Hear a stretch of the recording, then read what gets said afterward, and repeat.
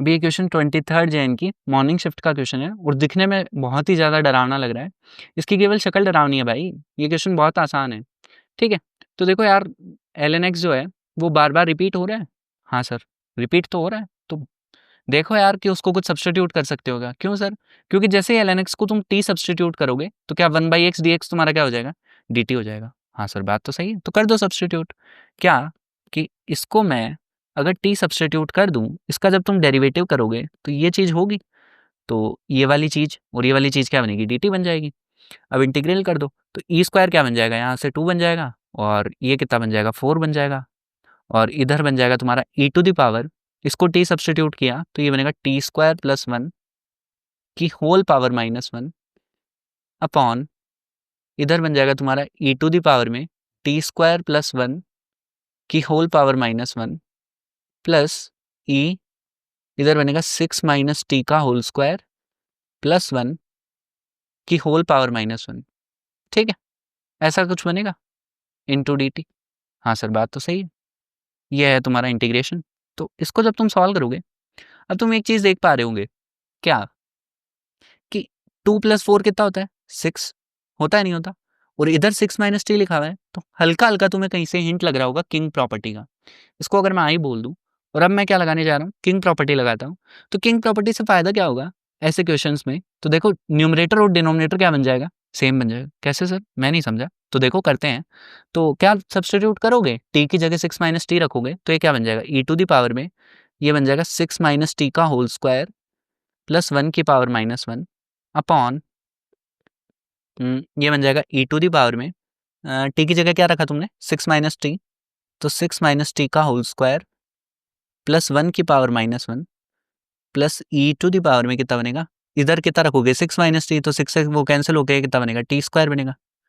t² plus 1 की whole power -1 into dt। बनेगा नहीं बनेगा? हाँ सर, बिल्कुल बनेगा। अब तुमने क्या करना है? इन दोनों को ऐड कर देना है सिंपली। किंग रूल का फायदा कब होता है? जब तुम दोनों इक्वेशन को क्या कर देते हो? ऐड। ये पहली इक्वेशन, ये तुम्हारी दूसरी इक्वेशन, दोनों को ऐड कर दोगे। तो जैसे ही दोनों को ऐड करोगे तो तुम रियलाइज करोगे कि न्यूमरेटर और डिनोमिनेटर दोनों सेम बन चुके हैं। तो अगर न्यूमरेटर और डिनोमिनेटर दोनों सेम बन चुके हैं तो कट जाएंगे। तो क्या बनेगा तुम्हारा फाइनली? ये बनेगा 2i = 2 से लेकर 4 तक इंटीग्रेशन इंटू dt, क्योंकि न्यूमरेटर डिनोमिनेटर दोनों जुड़ के क्या हो जाएंगे? कैंसिल हो जाएंगे। तो यहाँ से 2i की वैल्यू कितनी आ जाएगी? 2i की वैल्यू, ये इंटीग्रेशन t बनेगा और 4 - 2 2, तो यहाँ से i की वैल्यू कितनी? 1। खत्म क्वेश्चन, सिंपल। ठीक है, इसमें सिल्ली मिस्टेक है कि ये मतलब 2i होता है ना एडिशन करने के बाद, तो इस 2 से डिवाइड करना मत भूल जाना। ये हो सकता है तुम सिल्ली मिस्टेक कर दो। तो किंग प्रॉपर्टी का फ़ायदा कब होता है? किंग प्रॉपर्टी का फ़ायदा होता है जब तुम्हें एक्सप्रेशन से या तो कोई चीज़ अनवांटेड चीज़ हटानी हो, ठीक है? पैटर्न ऑब्जर्व करने की ट्राई करो क्वेश्चन में कि किस टाइप का पैटर्न बन रहा है। अगर अनवांटेड चीज़ हटानी है या फिर न्यूमरेटर और डिनोमिनेटर को तुमने सेम बनाना है, तब क्या होगा? किंग प्रॉपर्टी लग जाएगी। और किंग प्रॉपर्टी का फ़ायदा कब होगा? जब तुम दोनों इक्वेशन को ऐड कर दोगे। ठीक है, तो समझ गए होंगे बात को। और किंग प्रॉपर्टी से रिलेटेड काफ़ी अच्छा खासा वेटेज होता है और बहुत आसान होती है किंग प्रॉपर्टी। तो इसका वीडियो इसी चैनल पे तुम्हें मिल जाएगा, वो भी तुम देख सकते हो। लेंथी क्वेश्चन है थोड़ा सा, टफ नहीं है। तो सबसे पहले जब तुम आई की वैल्यू निकालोगे तभी तुम आगे प्रोसीड कर पाओगे। हाँ सर, बात तो सही है। तो पहले आई की वैल्यू निकालनी है तुम्हें, ठीक है? तो इससे जो जस्ट पहले क्वेश्चन अपन ने किया था उसमें मैंने तुम्हें बताया था कि किंग प्रॉपर्टी का यूज केस क्या है। या तो तुम्हें एक्सप्रेशन से कोई अनवांटेड चीज हटानी हो, जैसे कि एक्स, जिसकी वजह से तुम इंटीग्रेट नहीं कर पा रहे हो, या फिर न्यूमरेटर और डिनोमिनेटर को तुम्हें क्या बनाना हो? सेम बनाना हो, तब अपन क्या लगाते हैं? किंग प्रॉपर्टी लगाते हैं। तो इधर देखो, क्या सम ऑफ द लिमिट्स बढ़िया है? हाँ सर, बढ़िया तो है, π/2 है। तो π/2 के अराउंड क्या होगा कि साइन कॉस में चेंज हो जाएगा और कॉस साइन में चेंज हो जाएगा। करके देखते हैं, ठीक है? तो आई क्या दिया था तुम्हें? आई दिया था 0 to π/2 sin to the power 3/2 upon sin to the power 3/2 plus cos to the power 3/2 into dx। मैंने क्या किया, इधर x को सब्स्टिट्यूट कर दिया π/2 माइनस एक्स से, sum of the limit minus x से। तो मेरा आई जो बना वो बना 0 to π/2। Sine of π/2 minus x क्या होगा? cos, तो cos 3/2। साइन ऑफ पाई, ये कितना बनेगा? cos 3/2। और ये कितना बनेगा? sin 3/2। बनेगा नहीं बनेगा? हाँ सर, बिल्कुल बनेगा। ये तुम्हारी पहली इक्वेशन, ये तुम्हारी दूसरी इक्वेशन, दोनों को ऐड कर दो। तो जैसे ही दोनों को ऐड कर दोगे, किंग्स प्रॉपर्टी का फायदा कब होगा? जब तुम दोनों को ऐड कर दोगे। तो 2i 0 to π/2 साफ साफ दिख रहा होगा कि न्यूमरेटर और डिनोमिनेटर क्या बन गए हैं? सेम। वही अपना क्या था? गोल था। तो ये dx आ जाएगा इधर। तो यहाँ से 2i की वैल्यू तुम्हें साफ साफ दिख रही है, क्या है? π/2 है या नहीं है? हाँ सर बिल्कुल सही बात है। तो 2i की वैल्यू आ गई तुम्हारी π/2। ठीक है, तो अब आगे ये वाला पार्ट देख लेते हैं। तो 0 से कितना π/2 तक तुम्हें इंटीग्रेट करना है, x into sine cos upon sine to the power 4 plus cos to the power 4 into d x. अब अगर यहाँ x नहीं होता तो मैं क्या इस क्वेश्चन को कर लेता? हाँ सर। तब तो ये आसान सा लग रहा है कि अगर x नहीं है तब मैं कुछ ना कुछ करके कर ही लूंगा, क्योंकि साइन कॉस में सारी चीजें हैं। तो x यहाँ क्या है? अनवांटेड। तो वापस क्या है? किंग प्रॉपर्टी का यूज है, क्योंकि सम ऑफ द लिमिट्स भी बहुत प्यारा है, π/2 माइनस एक्स है। तो इसको तुमने बोल दिया पहली इक्वेशन है, ठीक है, इसको आई मान लिया। फिर मैंने क्या किया, इधर सब्सटीट्यूट कर दिया, π/2 minus x, sum of the limit minus x. तो ये बन गया तुम्हारा π/2 माइनस एक्स, और ये कितना बनेगा? कॉस बनेगा, वो साइन बनेगा। ठीक है, जैसा कि पिछले अभी जस्ट पहले बताया था मैंने। तो ये कितना बनेगा? ये कॉस बनेगा, cos to the power 4 plus sine to the power 4। बनेगा नहीं बनेगा? हाँ सर बिल्कुल बनेगा।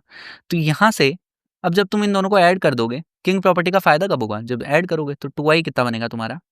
0 टू π/2। ठीक है, तो ये देखो, जब तुम ऐड करोगे तो ये वाला टर्म से ये वाला टर्म कैंसिल हो जाएगा, इधर बचेगा π/2 into sine cos upon cos to the power 4 plus sine to the power 4 into d x. इसका इंटीग्रेशन तुम्हें अब करना है सिंपली। ठीक है, तो देखो आगे बढ़ते हैं। तो इसका जब मैं इंटीग्रेशन करूंगा तो मैं इधर लिख रहा हूँ, तो क्या बनेगा तुम्हारा? आई की वैल्यू निकाल लो तुम। तो देखो π/2 तो यहाँ से आया, ये जो कांस्टेंट है इसको मैंने बाहर निकाल लिया और ये 2 नीचे आ गया, तो कितना बना? π/4 बना। बना नहीं बना? हाँ सर बिल्कुल बन गया। इंटीग्रेशन के अंदर क्या है? 0 to π/2 sine cos upon sine to the power 4 plus cos to the power 4 है नहीं? हाँ सर बिल्कुल है। अब तुम्हें इसको सॉल्व करना है, तो π/4 एज इट इज। ठीक है, अब क्या करो, इसको टेन में कन्वर्ट करने की कोशिश करो। ठीक है सर, कर लेते हैं। क्या उससे कुछ फ़ायदा होगा? करके देखो ना। तो 0 टू π/2, ये तुम्हारा ऊपर है साइन कॉस, नीचे मैंने कॉस टू द पावर 4 से डिवाइड कर दिया या कॉमन ले लिया, तो ये आया कॉस टू द पावर 4 और ये बन गया तुम्हारा 1 प्लस साइन बाई कॉस 10, तो 10 टू द पावर 4। बना नहीं बना? हाँ सर बिल्कुल बन गया। ठीक है, अब इस कॉस से मैंने इसको कैंसिल कर दिया, तो ये कॉस क्यूब बन गया। देखते रहना आगे। ठीक है, तो ये बन रहा है तुम्हारा π/4। इंटीग्रल तुम्हारा जा रहा है 0 टू π/2। ठीक है, मैंने बोला था थोड़ा सा लेंदी क्वेश्चन है, टफ तो नहीं है। तो साइन बाई कॉस कितना बन गया? 10 बन गया। ठीक है, और 1 बाई कॉस स्क्वायर बचा आगे, तो वो कितना बना? 1 by cos square sec square x बन गया upon 1 plus 10 to the power 4 dx। ठीक है, अब तुम्हें इसे सॉल्व करना है। अब इसे कैसे सॉल्व करें सर? तो लगाओ थोड़ा दिमाग। तो अगर तुम थोड़ा दिमाग लगाओगे तब तुम्हें पता चलेगा कि tan स्क्वायर एक्स को अगर मैं t सब्सटीट्यूट कर दूं, क्यों सर ऐसे क्यों करा? क्योंकि जब तुम इसको डिफरेंशिएट करोगे तो तुम रियलाइज करोगे कि 2 tan x into sec square x d x क्या बन रहा है? dt। और ये कहाँ लिखा हुआ है? न्यूमरेटर में लिखा हुआ है। ठीक है, तो कर दो सब्सटीट्यूट।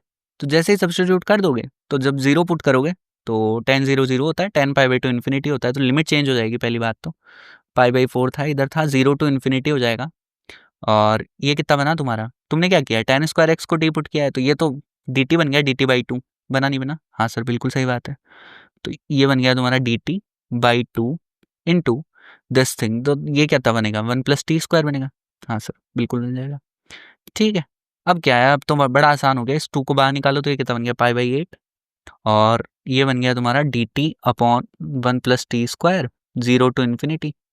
अब ये तो स्टैंडर्ड इंटीग्रल है। किसका इंटीग्रल है ये? tan इनवर्स टी का। फिर जैसे ही तुम लिमिट पुट कर दोगे तो ये π/8 है इधर, और इधर है तुम्हारा tan inverse of infinity minus tan inverse 0। ठीक है, लिमिट भी मैंने पुट कर दी। तो ये तुम्हारा होता है π/2 और ये वाला टर्म होता है तुम्हारा 0। तो यहाँ से आंसर आ जाएगा π²/16। तो डेफिनेटली लेंदी क्वेश्चन है, टाइम कंज्यूमिंग है, बट हार्ड नहीं है। अगर तुम्हें पता है कि किंग्स प्रॉपर्टी का यूज केस क्या होता है किंग प्रॉपर्टी का, तब तुम इस क्वेश्चन को इजीली कर सकते हो। तो हल्का सा ऑब्जर्वेशन है इसमें, ज़्यादा टिपिकल है नहीं। तो तुम्हें क्या दे रखा है कि कोई फंक्शन दे रखा है, फिर तुम्हें उसका इंटीग्रेशन पूछ रहा है, i1 i2 की वैल्यू निकालनी है, फिर इस एक्सप्रेशन की वैल्यू निकालनी है। तो बेसिकली तुम्हें i1 i2 निकालना है। ठीक है सर। अब देखो तुम, i1 जो है उसका यूज़ तुम्हारा i2 में भी हो रहा है। हाँ सर बिल्कुल हो रहा है। तो मतलब i1 तो मुझे निकालना ही पड़ेगा, तो पहले i1 निकाल लेते हैं। तो इस फंक्शन का तुम्हें इंटीग्रेशन करना है। तो बिल्कुल हल्की सी ऑब्जर्वेशन है, साफ साफ दिख रहा होगा इसमें से कॉमन आ रहा है, तो कॉमन ले लो, सिंप्लीफाई कर लो चीज़ों को। तो ये बन जाएगा तुम्हारा क्या? tan square x plus 1। बनेगा नहीं बनेगा? हाँ सर बिल्कुल बन जाएगा। फिर आगे वाली चीज़ में से कॉमन ले लो, तो जैसे ही कॉमन ले लोगे ये बन जाएगा। ठीक है, हाँ सर बिल्कुल बन जाएगा। अब ये क्या लिखा हुआ है, ये सेक स्क्वायर एक्स लिखा हुआ है, तो ये क्या बन गया तुम्हारा 7 10 to the power 6x minus 3 10 square x into sec square x. बना नहीं बना? हाँ सर बिल्कुल बन गया। और तुम्हें क्या निकालना है, इसका इंटीग्रेशन, यही तो था इवन, कहाँ से कहाँ तक, 0 टू पाई बाई 4 dx। अब ये तो बहुत ही स्टैंडर्ड सा हो गया। क्या हो गया कि 10x को जैसे ही तुम टी पुट करोगे तो ये क्या बन जाएगा तुम्हारा सेक स्क्वायर एक्स dx क्या बन जाएगा, dt बन जाएगा। बनेगा नहीं बनेगा? हाँ सर बिल्कुल बन जाएगा। तो तुम्हारा इंटीग्रल क्या हो गया, लिमिट चेंज हो जाएगी, 0 टू 1 हो जाएगी। समझ गए होंगे बात को? तो ये हो जाएगा तुम्हारा 7t to the power 6 minus 3t square into dt। अब इसको तुम फर्दर सॉल्व करोगे, इंटीग्रेट करोगे तो क्या बनेगा 7t to the power 7/7 minus 3t cube upon t cube, फिर लिमिट पुट कर दोगे 0 टू 1 तक। ठीक है, तो ये वाली टर्म से ये वाली टर्म कैंसिल, ये वाली टर्म से ये वाली टर्म कैंसिल, 1 और 0 जैसे ही पुट करोगे 0 आ जाएगा। मतलब i1 की वैल्यू तुम्हारी क्या आ गई, 0 आ गई। अब देखो i2 निकाल लेते हैं। तो i2 क्या दे रखा है तुम्हें, i2 दे रखा है 0 to pi by 4 x into f of x d x.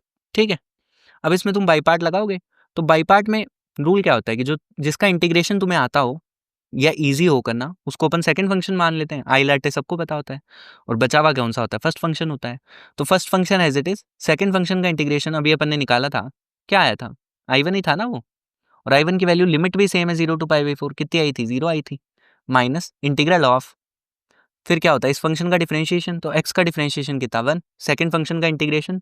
अब लास्ट में लिमिट लगाते हो तुम, पहले तो इंटीग्रेशन जो लिखते हो अंदर वो विदाउट लिमिट वाला होता है। तो इंटीग्रेशन क्या आया था, यहाँ से आया था t to the power 7 minus t cube, आया था नहीं? हाँ सर बिल्कुल आया था। और t क्या था तुम्हारा, 10x था, तो सब्सटीट्यूट कर दो, मतलब ये क्या आया है तुम्हारा 10 to the power 7x minus 10 cube x। आया नहीं आया? हाँ सर बिल्कुल आया। तो यहाँ सब्सटीट्यूट कर दो। तो जैसे ही तुम सब्सटीट्यूट कर दोगे 10 to the power 7x minus 10 cube x into d x. अब तुम्हें इसका इंटीग्रेशन करना है, तो इसका इंटीग्रेशन भी आसान सा है, ये तो 0 है ही, माइनस, अब तुम क्या करो इधर से, देखो साफ साफ दिख रहा है 10 क्यूब एक्स को मैं कॉमन ले लेता हूँ। कॉमन ले लिया तो क्या बनेगा इधर 10 to the power 4x minus 1 बनेगा। अब ठीक है, मैं लिख देता हूँ पूरा तुम्हें, ताकि कोई दिक्कत ना हो समझने में। तो 0 टू पाई बाई 4 था ये वाला, ये किसकी वैल्यू थी, i2 की वैल्यू थी। ठीक है, तो 0 माइनस इंटीग्रल था तुम्हारा 0 टू पाई बाई 4, था नहीं? हाँ सर बिल्कुल था। इधर था तुम्हारा 10 क्यूब एक्स। अब ए स्क्वायर माइनस बी स्क्वायर लगाओगे इधर, तो क्या बनेगा 10 square x minus 1 into 10 square x plus 1, वो हो जाएगा तुम्हारा सेक स्क्वायर एक्स। तो इधर बनेगा तुम्हारा 10 square x plus 1 into sec square x d x. समझ गए होंगे बात को? अब जैसे ही तुम 10x को टी पुट कर दोगे, ठीक है, तो sec square x d x क्या बन जाएगा तुम्हारा dt बन जाएगा। फिर तो आगे वही सेम सी मजदूरी है, वो करोगे तुम्हें i2 मिल जाएगा। बिल्कुल सिमिलर इंटीग्रल है जैसा यहाँ किया था अपन ने। ठीक है, तो इसको तुम खुद करना। तो यहाँ से तुम्हें i2 मिल गया, i1 तो 0 है, तो वैल्यू आ जाएगी इसकी सिंपल।